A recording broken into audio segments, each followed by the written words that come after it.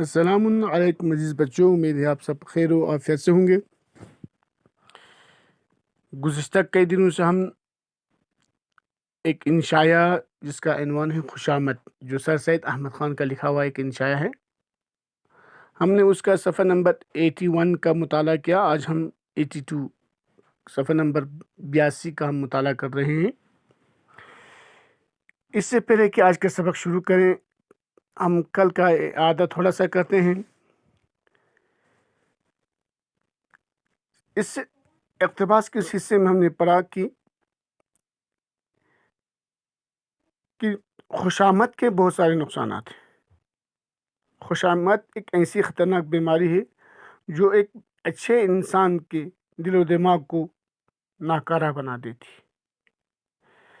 جب انسان اس بیماری کا شکار ہوتا ہے، اس بری لت میں پڑ جاتا ہے، تو وہ اپنے آپ سے محبت کرتا ہے۔ پہلے آہستہ آہستہ وہ دوسرے خوشامدیوں سے محبت کرتا ہے اور ان سے اس طرح گل مل جاتا ہے کہ وہ سوچتا ہے کہ یہی لوگ ہی میرے سچے دوست ہیں۔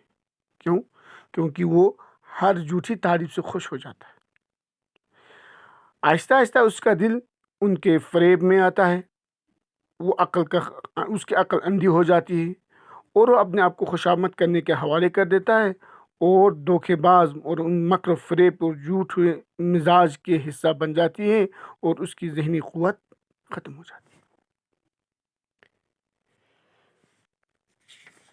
آج ہم پیج نمبر 82 کو پڑھتے ہیں، ذرا دیکھیے گا۔ لیکن اگر ہر شخص کو یہ بات معلوم ہو جائے، یہاں سے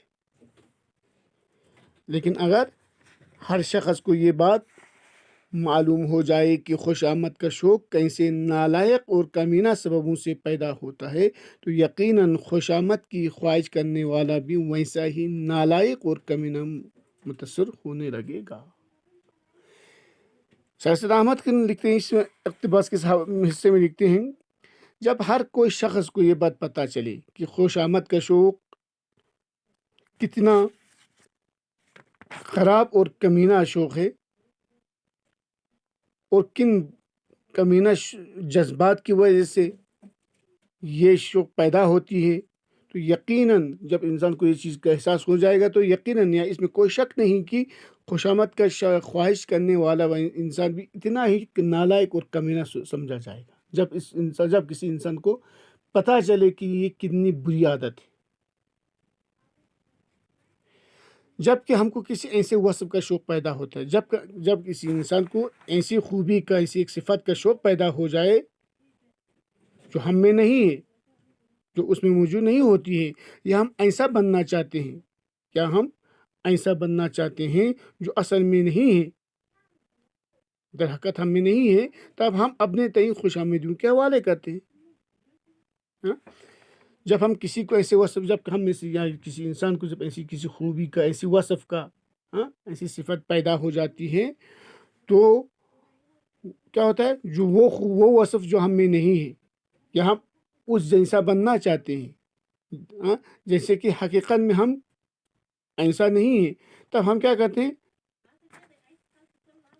ہم اپنے آپ کو حوالہ کرتے ہیں، تو ہم کیا کرتے ہیں، ہم اپنے آپ کو ان لوگوں کے حوالے کرتے ہیں، خوشامدیوں کے حوالے کرتے ہیں جو اوروں کے اوصاف اور اوروں کی خوبیاں ہم میں لگاتے ہیں۔ تو کیا کرتے ہیں ہم، جب ہمیں یہ وصف پیدا ہو جاتی ہے کہ ہم کسی ایسا انسان بننا چاہتے ہیں، ہم ایسی خوبی اپنے آپ میں ڈھونڈنے چاہتے ہیں جو ہم میں نہیں ہے، یا ہم اس شخص جیسا بننا چاہتے ہیں، تو در حقیقت ہم وہ نہیں ہیں، ہم پھر کیا کرتے ہیں، ہم اپنے آپ کو خوشامدیوں کے حوالے کرتے ہیں۔ مثال کے طور پر کچھ لوگ ایسے ہوتے ہیں جو جھوٹی تعریف کرتے ہیں ہیئر اسٹائل سے، یا اس کے کپڑے پہننے سے، یا اس کو عام بازار میں آوارہ گردگی کرتے رہنے سے۔ کچھ ایسے لوگ ہوتے ہیں اس کی جھوٹی تعریف کرتے ہیں، خوش ہو جاتا ہے، بھائی تم سلمان خان لگتے ہو، تم فلان لگتے ہو، تم فستان لگتے ہو۔ تو وہ انسان جب یہ نہیں سمجھتا ہے کہ بھائی یہ کتنی بری یہ خوبی ہے، وصف ہے، تو جب وہ اس چیز کا عادی بن جاتا ہے کہ اس کی جھوٹی تعریف سے کوئی تسلی ملتی ہے، تو وہ ان جھوٹی تعریف کرنے والے لوگوں سے ملتا ہے اور ان کی جھوٹی تعریف سے وہ خوش ہو جاتا ہے۔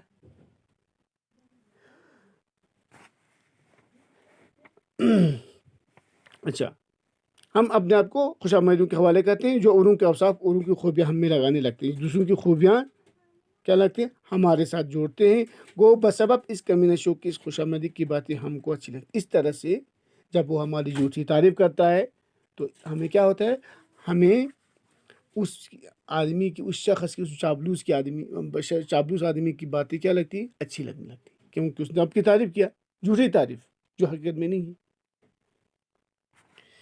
مگر در حقیقت ایسی ہی بدزیب ہیں جیسے کہ دوسروں کے کپڑے ہمارے بدن پر کسی طرح ٹھیک نہیں ہے. لیکن حقیقت میں دیکھا جائے تو جھوٹی جو تعریف کو یہاں پر مثال کے طور پر مصنف نے لکھا ہے، وہ جھوٹی تعریف حقیقت میں ایسی لگتی ہے جیسے کہ ہم دوسروں کے کپڑے پہنتے ہیں جو ہمارے بدن پر ٹھیک نہیں بیٹھتے ہیں. وہ کپڑا جو ہمارے بنائے گا وہی ہمارے جسم پر اچھا لگتا ہے نا. دوسروں کے کپڑے پہننے سے آپ کو اچھا نہیں لگتا ہے نا. وہیں جھوٹی تعریف بھی ویسا ہی ہے جس طرح وہ کپڑے جو آپ کے نہیں دوسرے کے ہیں، جب دوسرے کے کپڑے ہم پہنتے ہیں وہ اپنی سائز کا نہیں ہے تو وہ ہم اپنے آپ کو ہم بدزیب لگتا ہے نا وہ انسان. تو وہ جھوٹی تعریف بھی ویسی ہی مصنف یہاں پر تشبیہ دیتا ہے ان کپڑوں سے جو آپ کے نہیں ہیں، کیونکہ ہم اپنے کپڑے جب پہنتے ہیں تو ہم اپنی باڈی کے، اپنی ہائٹ کے برابر اس کو لاتے ہیں، پہنتے ہیں، وہ ہمارے جسم میں بہتر ہوتے ہیں. لیکن ہم اپنے فیملی ممبر میں سے یا کسی کے کپڑے پہنتے جو آپ کے جسم کے برابر نہیں ہیں تو آپ کتنی بدزیب لگتی ہو. بس ہو بہو وہی طرح، اسی طرح جھوٹی تعریف.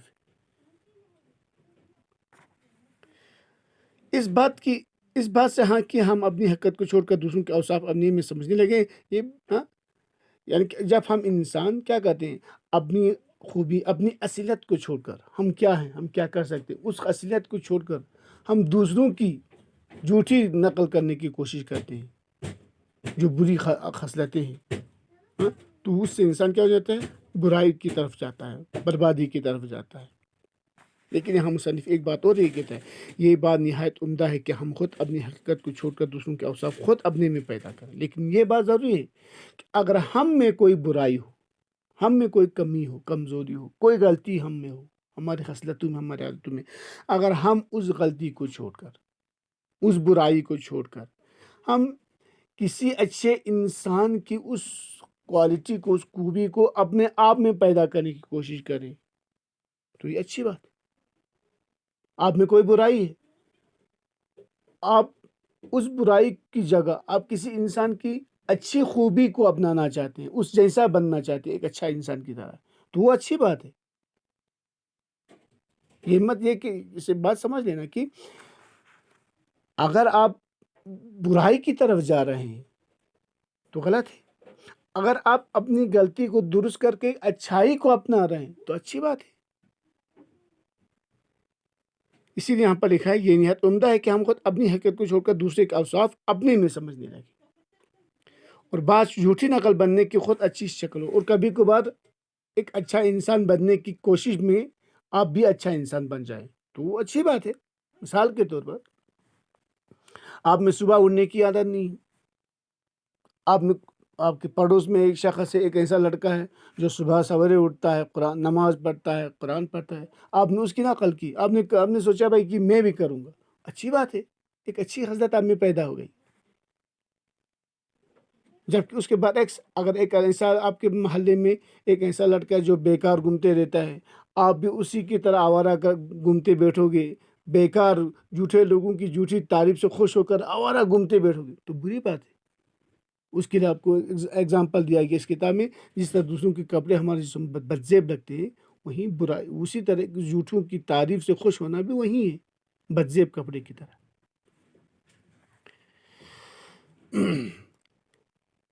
آگے لکھا ہے، کیونکہ ہر قسم کی طبیعتیں جو انسان رکھتے ہیں ہم اپنے اپنے موقع پر مفید ہو سکتی ہیں.